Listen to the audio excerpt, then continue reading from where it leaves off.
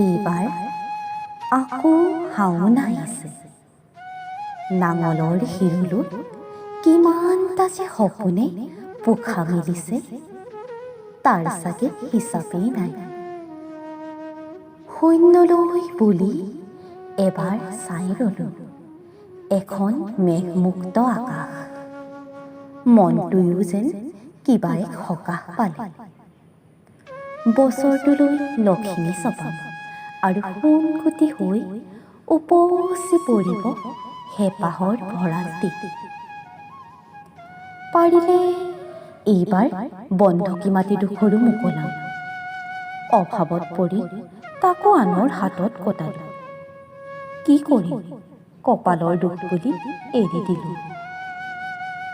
বহুদিনেই হ'ল তিনিআলি মূৰৰ ৰমেনৰ দোকানত বাকীৰ খাটাখনো গধুৰ হ'ব পাইছেগে।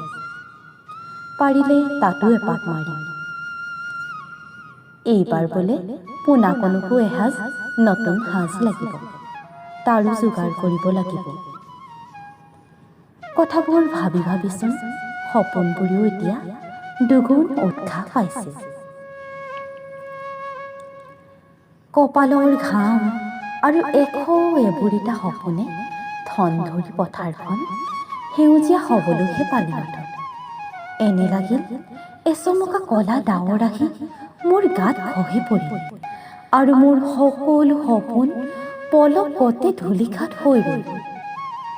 হায়, মোৰ কি কপাল! ধাৰাসাৰ বৃষ্টিয়ে বান হৈ কাঢ়ি নিলে মোৰ বুকুৰ সেউজীয়া সপোনটুকু।